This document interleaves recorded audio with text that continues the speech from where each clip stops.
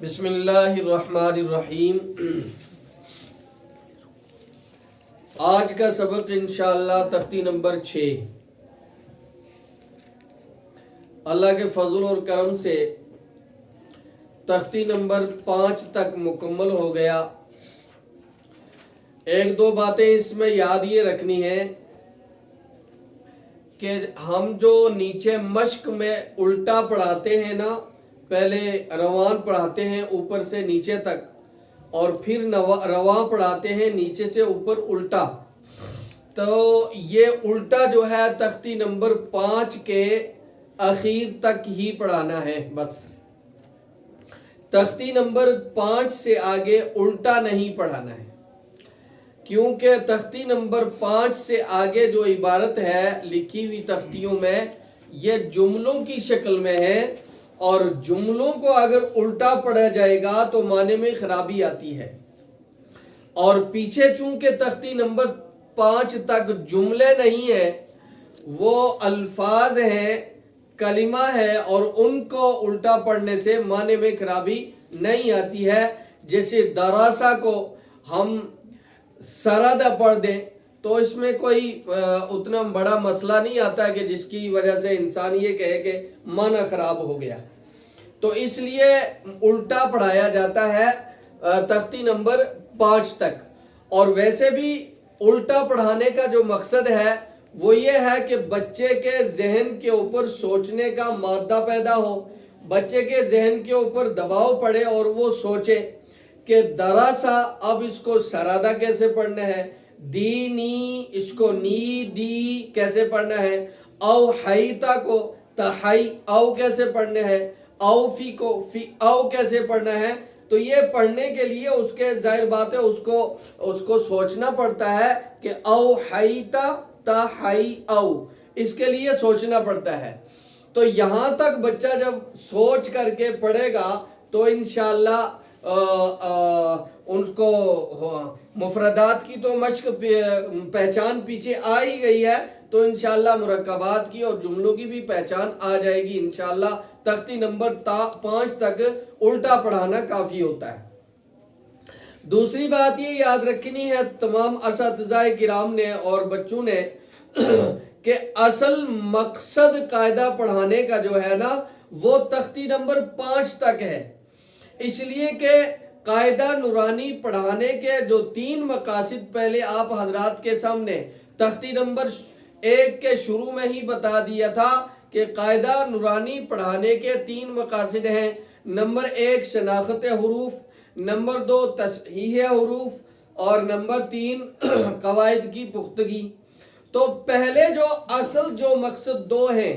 شناخت حروف اور تصحیح حروف، تو تختی نمبر 5 تک انشاءاللہ یہ مکمل ہو جاتے، اس لیے کہ جس طالب علم کو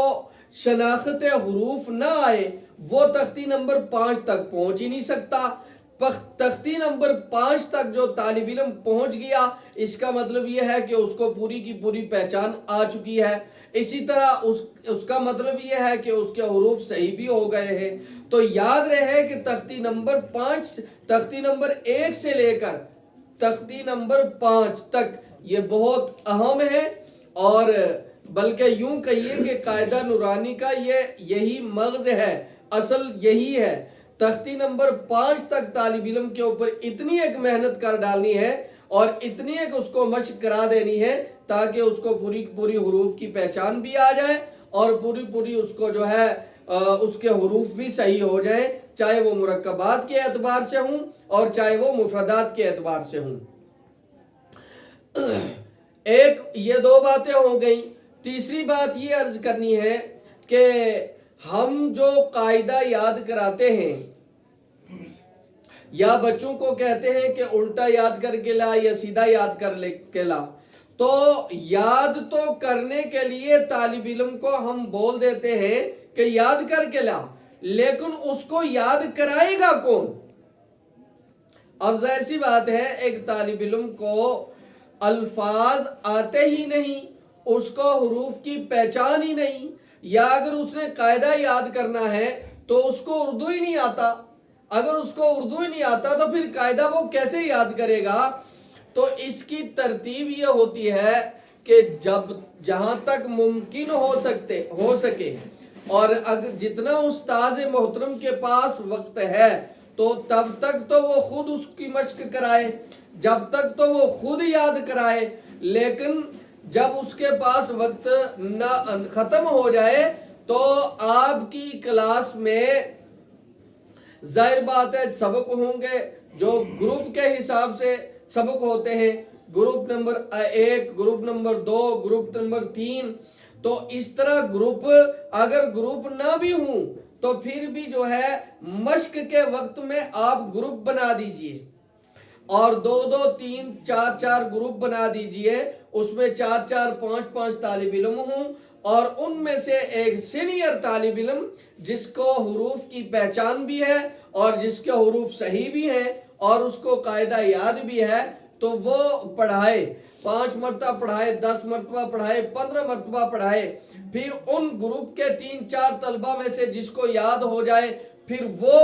اتنی مرتبہ پڑھائے، پھر جب دوسرے کو یاد ہو جائے وہ اتنی مرتبہ پڑھائے، تو اس طرح جو ہے نا بار بار مشق کرانے سے اور بار بار پڑھانے سے جس طالب علم کو یاد اردو نہیں آتا ہوگا تو انشاءاللہ اس کو بھی ایسے پڑھانے سے یاد ہو جاتا ہے۔ اب بہت سارے لوگ جو ہے حضرات کمنٹ میں یہ کہتے ہیں کہ بھائی مسئلہ یہ ہے کہ جو طلبہ ابتدائی ہیں اور جن کو اردو نہیں آتا ہے تو ان کو یہ قواعد یاد کرائیں گے بھی تو اس کی جب ان کو سمجھ ہی نہیں آتی ہے تو ان قواعد کے یاد کرانے کا کیا مقصد ہے؟ تو بیٹا مسئلہ یہ ہے کہ مجھے بھی اس چیز کا پتہ ہے کہ جو طالب علم بالکل ابتدائی ہے اس نے قاعدہ تو یاد کر لیا لیکن اس کو سمجھ نہیں آتی، لیکن حقیقت میں بھی نہیں آتی، لیکن عربی اول کے اندر آپ نحو کے اور صرف کے وہ قواعد یاد کرا دیتے ہیں اور اتنے مشکل قواعد جو ہے ان کو رٹا کر کے یاد کرا دیتے ہیں جو ان کے دماغ سے 4 فٹ اونچے ہوتے ہیں، ان کو اس کی سمجھ نہیں آتی، لیکن ہم یاد کیوں کراتے ہیں؟ حالانکہ ان قواعد کو سمجھنے کے لیے عربی اول کے طالب علم کی سطح نہیں ہوتی، لیکن وہ یاد کر لیتا ہے، رٹ لیتا ہے، پھر عربی سوم میں چہارم میں جا کر اس کو وہ قواعد یاد ہوتے ہیں اور وہاں عبارت میں جب فٹ ہوتے ہیں تو اس کو فوراً سمجھ میں آ جاتی ہے۔ اسی طرح اس طالب علم کو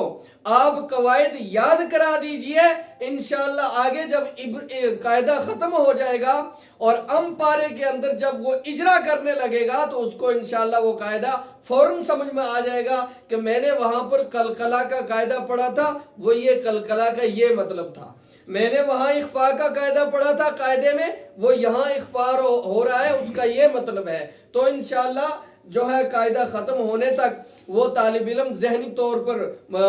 بڑا بھی ہو جاتا ہے، میچور بھی ہو جاتا ہے اور اس کو سمجھ بھی آ جاتی ہے، تو اجرا کے اندر انشاءاللہ اس کو قواعد سمجھ میں آ جاتے ہیں۔ اس چیز میں جو ہے نا جو حضرات کمنٹ کرتے ہیں بار بار، گھبرانے کی ضرورت نہیں ہے، آپ قواعد یاد کر دیجئے، کرا دیجئے۔ ہاں ایک بات رام بن سے ایک آدمی نے بات کہی تھی کہ حضرت جو طالب علم بالکل چھوٹا ہے، کم سن ہے اور اس کی زبان پر قاعدہ بولنے سے بھی نہیں چڑھتا تو اس کو کیا کریں گے؟ تو اس کو قاعدہ یاد مت کرائیے۔ میں نے پہلے بھی ایک مرتبہ جو ہے ابتدا میں یہ بات کہہ دی تھی، شاید وہ آپ نے سنی نہیں ہوگی اس لیے آپ نے یہ بات کہی ہے کہ جو بالکل کم سن طلبہ ہوتے ہیں ان کو ایک مرتبہ آپ پورا قاعدہ نورانی پڑھا دیجئے، روان اور ہجے کر کے اس کو پڑھا دیجئے، روان اور ہجے، روان اور ہجے، ہجے اور روان کے حساب سے جب وہ پورا قاعدہ نورانی پڑھ لے گا پھر دوبارہ سے اس کو جو ہے قاعدہ نورانی قواعد کے اعتبار سے پڑھانا ہے۔ اب اس کے اوپر ڈبل بوجھ نہیں پڑے گا اس لیے کہ اس کو پہچان آ چکی ہے اور اس کے حروف صحیح بھی ہو چکے ہیں۔ یہ 2 چیز قاعدہ نورانی میں پہلے پورے ہو گئے۔ اب تیسرا مقصد دوسری مرتبہ پورا کرنا ہے، وہ قواعد کی پختگی، اور جب تک اس کی زبان بھی چل جاتی ہے۔ تو یہ جو ہے کچھ باتیں تھیں آپ حضرات کے لیے یہاں تختی نمبر 5 تک کے جو عرض کرنے کی تھیں۔ اب یہ تختی نمبر 6 کا سبق ہے۔ تختی نمبر 6 میں انہوں نے لکھا ہے کہ مشق حرکات، حروف مدہ و حروف لین۔ مشق حرکات، حروف مدہ و حروف لین۔ یہاں پر نیا قاعدہ کوئی نہیں ہے، یہاں پر سارے پچھلے پرانے قاعدے ہیں۔ تختی نمبر 1 جب مکمل ہوئی تھی مفردات کی تو آگے حضرت نے عنوان قائم کیا تھا، آپ دیکھ لیں کہ یہاں عنوان قائم کیا ہے امتحان کا۔ وہاں مطلب یہ تھا کہ آیا اس امتحان سے پتہ یہ چلے گا یہ حروف بے ترتیب جو لکھے ہیں الٹ پلٹ، تو طالب علم کی پہچان کا پتہ چلتا ہے کہ حروف کی شناخت اس کو الف سے لے کر یا تک ہوئی تھی نہیں، وہ یہاں پر ٹیسٹ دیا گیا ہے۔ اسی طرح جب مرکبات ختم ہوا تو مرکبات کے ختم پر بھی حضرت نے امتحان کا عنوان قائم کیا گیا ہے، تو مفردات کے ختم پر امتحان کا عنوان قائم کیا کہ مفردات کی پہچان آئی کہ نہیں، اس کا ٹیسٹ ہو گیا۔ پھر مرکبات کے ختم پر امتحان کا عنوان قائم کیا، اور تاکہ یہاں پر ٹیسٹ لیا جائے کہ مرکبات کی پہچان طالب علم کو آئی نہیں۔ اسی طرح اب جب مفردات بھی ختم ہو گیا، مرکبات بھی ختم ہو گیا، تو اب اس کے بعد حرکات ہیں، اور حرکات 3 ہیں، زبر، زیر، پیش۔ زبر کی تختی بھی ختم ہو گئی، پیش کی تختی بھی ختم ہو گئی، زیر کی تختی بھی ختم ہو گئی۔ اس کے بعد آتا ہے الف مدہ، یا مدہ، واو مدہ۔ الف مدہ کی تختی بھی مکمل، یا مدہ کی تختی بھی مکمل، اور واو مدہ کی تختی بھی مکمل۔ اس کے بعد آتا ہے کھڑا زبر، کھڑی زیر، الٹا پیش، یہ تینوں بھی ہو گئے۔ اس کے بعد آتا ہے واو لین اور یا لین، وہ بھی 3 مکمل ہو گئی۔ اب یہ ساری چیزیں جب مکمل ہو گئی، حرکات بھی مکمل ہو گئی، اور حروف مدہ 3 وہ بھی مکمل ہو گئے، اور نائبین حروف مدہ یعنی کھڑا زبر، کھڑی زیر، الٹا پیش، وہ بھی مکمل ہو گئے، اور حروف لین بھی مکمل ہو کر اب یہاں پر گویا کہ مشق حرکات و حروف مدہ و حروف لین۔ اس تختی میں نیا کوئی قاعدہ نہ دے کر پچھلے عنوان قائم کر کے یہاں پر گویا کہ ٹیسٹ لینا ہے کہ آیا یہ جو قواعد پیچھے پڑھائے ہیں بچوں کو، یہ ان کو سمجھ آئی یا نہیں، یہ ان کو یاد ہے یا نہیں، اس میں ان کو پہچان آئی یا نہیں۔ اس صبر کو استاد خود نہیں پڑھائے گا، البتہ طالب علم کو یہ عنوان سمجھا دے گا کہ بیٹا مشق حرکات کا مطلب یہ ہے کہ زبر کی تختی اور قاعدہ بھی ہو گیا، زیر کی تختی اور قاعدہ بھی ہو گیا، اور کیا کہتے ہیں پیش